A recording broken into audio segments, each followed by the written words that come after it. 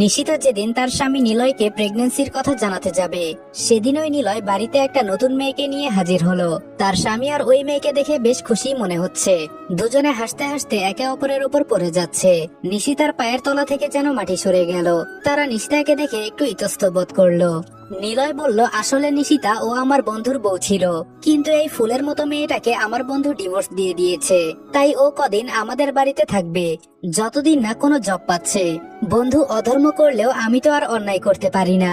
মেয়েটাকে দেখে নিশিতার একদমই মনে হচ্ছে না যে মেয়েটার সদ্য ডিভোর্স হয়েছে। অন্তত ওর চোখ মুখ দেখে তা একদমই বোঝার কোনো উপায় নেই। আর এই প্রথম নিলয় ওকে নিশু ছেড়ে নিশিতা বলল। নিশিতার বুকের ভেতর যেন দুমড়ে মুচড়ে যাচ্ছে। অন্য কেউ হলে হয়তো বা এখন তুমুল ঝগড়া বাঁধিয়ে দিত, কিন্তু নিশিতা তাদের হাসি মুখে গ্রহণ করলো। অবশ্যই ভেতরে আসুন। মেয়েটা নিশিতার কথার তোয়াক্কা না করে ভেতরে ঢুকে পড়লো। সাথে নিলয়ও ঢুকলো। ওরা যেন নিশিতাকে কোনো পাত্তাই দিচ্ছে না। নিশিতা সেটা বুঝেও না বোঝার ভান করলো। সে কিছু বলার আগে মেয়েটা বলে উঠলো, নিলয় আমি কোথায় থাকবো? নিলয় বলল, এই তো এই রুমে রায়। তাহলে মেয়েটার নাম রায়। নিলয় রায়কে তার আর নিশিতার একদম পাশের রুমটা দেখিয়ে নিয়ে গেল। অথচ নিশিতার ঠাই চুপ করে দরজার কাছে দাঁড়িয়ে রইল। সেদিকে কারোর কোনো ভ্রুক্ষেপ নেই। কে এই মেয়ে? ওকে কেন নিলয় নিয়ে এসেছে? ওর কি পরিবার নেই? আর কেউ কি নিজের স্বামীর বন্ধুকে নাম ধরে ডাকে, হোক সেটা প্রাক্তন? হাজারটা প্রশ্ন ঘুরছে নিশিতার মাথায়, কিন্তু সে প্রশ্নের জবাব দেওয়ার মতো সময় নিলয়ের নেই। রাইকে ওর রুম দেখিয়ে দিয়ে নিলয় এসে ওর রুমে শুয়ে পড়লো। বড্ড ক্লান্ত লাগছে ওর। তখন ওই নিশিতাও রুমে ঢুকলো। একটা কথা বলবো? নিলয় বলল, বলো। নিশিতা বলল, মেয়েটা কে? নিলয় বলল, বললাম তো আমার বন্ধুর বউ, ওর নাম রাইসা। নিশিতা বলল, ওর পরিবার কোথায়? নিলয় বলল, নেই। নিশিতা বলল, ওহ। নিলয় কোনো দিকে পাত্তা না দিয়ে আপন মনে চোখ বন্ধ করে শুয়ে আছে। নিশিতার আর কিছু জিজ্ঞাসা করার সাহস হলো না। কিন্তু রাইসাকে নিলয় রায় কেন ডাকছে? তবে কি এই সংসারে ওর প্রয়োজন ফুরিয়ে এলো? না, ও যে নিলয়ের বাচ্চার মা হতে চলেছে তা কি নিলয় জানে? জানলে নিশ্চয়ই ওকে আপন করে নেবে। আগে নিলয় বাসায় এসে নিশি নিশি করে পাগল হয়ে যেত। নিশিতাকে কোনো কাজ করতে দিত না। আর আজ নিশিতার সাথে নিলয়ের অ্যারেঞ্জ ম্যারেজের 1 বছর হলো। নিজের পরিবার ছেড়ে ও এখানে পড়ে আছে শুধু নিলয়ের জন্য। সেই নিলয় আজকে পাল্টে গেল কি করে? নিশিতা চুপচাপ রান্নাঘরে গেল। রাতের জন্য ভাত বসালো। নিলয় মনে হয় টাওয়েল নিয়ে বাথরুমে ঢুকলো। বাথরুম থেকে পানি পড়ার শব্দ আসছে। রান্না শেষ করে নিলয়কে খেতে ডাকার জন্য নিজের রুমে ঢুকতে নিশিতা দেখে রাইসা নিলয়ের শার্টটা নিয়ে হাত বুলাচ্ছে। নিলয় বোধহয় এখনো বাথরুমে। সেটা দেখে নিশিতা মুখ চেপে দৌড়ে রান্নাঘরে চলে আসলো। তবে কি যা ভেবেছিল তাই? না, নিশিতার বাচ্চাটার কি হবে তাহলে? কেউ কিছু দেখার আগেই রাইসা চুপিসারে নিলয়ের রুম থেকে বের হয়ে এলো। নিলয় বের হয়ে মাথা মুছতে মুছতে ডাইনিং এ আসলো ডিনার করার জন্য। নিশিতা তখন খাবার সার্ভ করছিল। নিলয় এসে টেবিলে বসলো। নিশিতা যেই না বসতে যাবে তখন ওই রাইসা নিলয়ের পাশের চেয়ার টেনে বসে পড়লো। তাতে নিলয়ের কোনো ভ্রুক্ষেপ নেই। সে আপন মনে খেয়ে যাচ্ছে। সেটা দেখে নিশিতা আর খেতে বসলো না। ওর কথা গলার মধ্যে আটকে গেছে। নিলয় খাচ্ছে আর রাইসার সাথে গল্প করছে নানা বিষয় নিয়ে। পাশে নিশিতা চুপচাপ দাঁড়িয়ে আছে। হঠাৎ করে নিলয় বলে উঠলো, নিশিতা তুমি খাবে না? নিশিতা বলল, না, খেতে মন চাচ্ছে না, তোমরা খাও। নিলয় আর কিছু বলল না। ওরা খেয়ে উঠে গেল। নিশিতা সব গুছিয়ে রুমে এসে শুয়ে পড়লো। নিলয় ল্যাপটপে কাজ করছে। একটু পরে নিলয় নিশিতার জন্য খাবার নিয়ে এসে ওকে ডাকলো, নিশি ওঠো, তোমার জন্য খাবার নিয়ে এসেছি। নিশিতা উঠে বসলো। নিলয় বলল, কিছু কি হয়েছে? খেয়ে নাও প্লিজ। নিশিতা বলল, না, আমি ঠিক আছি। নিলয় বলল, সেটা তো বুঝতে পারছি, এসো তোমাকে নিজের হাতে খাইয়ে দেই। নিলয় 1 লোকমা ভাত নিশিতাকে খাইয়ে দিল। নিশিতার গাল বেয়ে 2 ফোঁটা জল গড়িয়ে পড়লো। শেষ কবে ওকে এভাবে কেউ যত্ন করে খাইয়ে দিয়েছে সেটা ওর মনে পড়ছে না। হয়তো নিলয়ই খাইয়ে দিয়েছিল, কারণ আর কেউ তো ওর এখানে নেই। 2-1 লোকমা খাওয়ার পরই নিশিতা মুখে হাত দিয়ে ওয়াশরুমে দৌড় দিল। খুব বমি লাগছে ওর। নিলয় বুঝলো না মেয়েটার হঠাৎ হলো কি। নিশিতা বমি করে বেসিনের সামনে দাঁড়িয়ে মুখ মুছছে। মা হওয়ার লক্ষণ যে ধীরে ধীরে প্রকাশ পাচ্ছে। কিন্তু নিলয় কিছু বুঝে যাবে না তো? নিলয় ওয়াশরুম থেকে নিশিতাকে ধরে রুমে নিয়ে আসলো। ওকে 1 গ্লাস পানি দিতে যাবে তখন ওই রাইসা ওদের রুমে নক না করে ঢুকে পড়লো।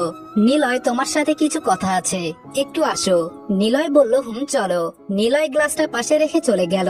নিশিতা ওভাবেই বসে রইল। নিলয় রাইসার সাথে কথা বলে এসে দেখে নিশিতা ঘুমিয়ে পড়েছে।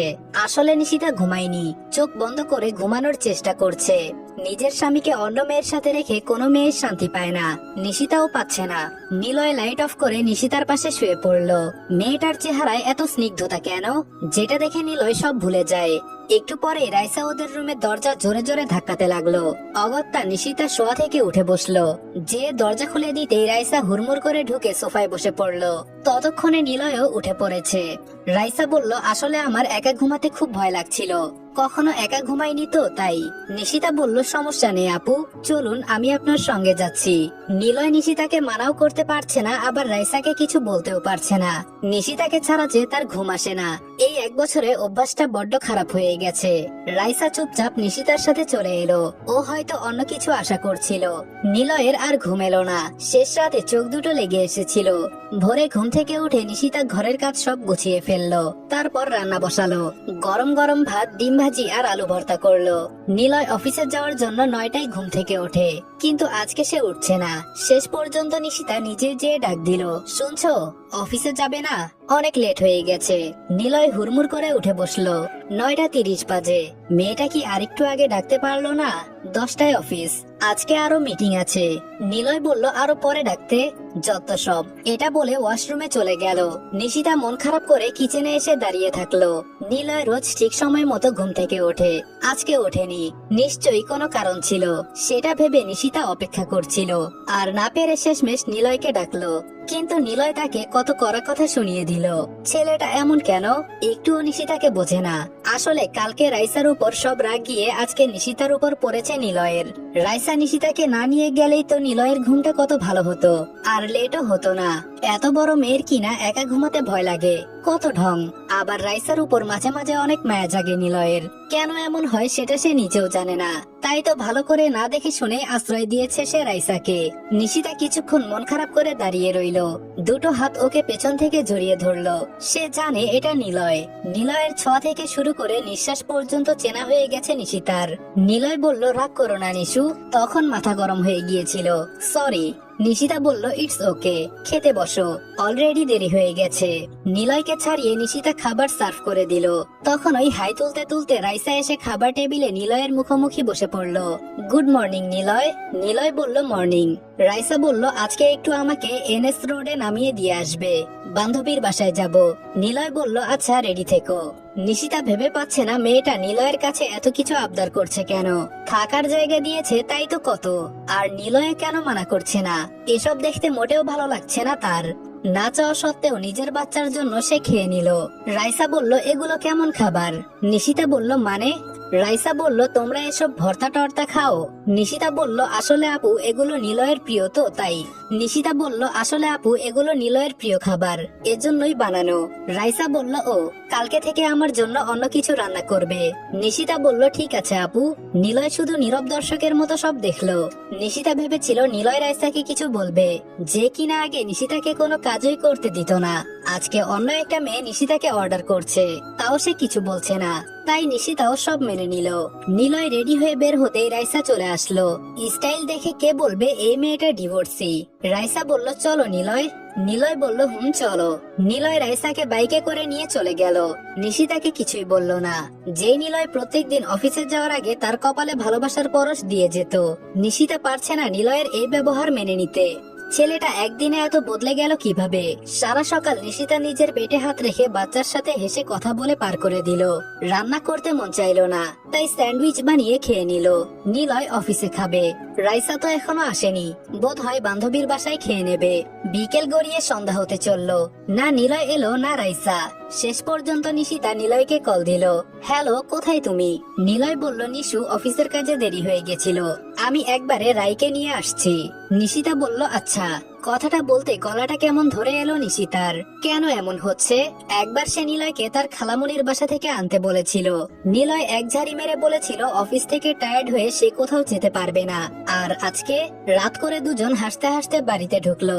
নিলয় বলল, ও তুমি অনেক হাসাতে পারো রাই, অনেকদিন পর এমন মন খুলে হাসলাম, তোমাকে অনেক ধন্যবাদ। রাইসা বলল, ইটস মাই প্লেজার নীল।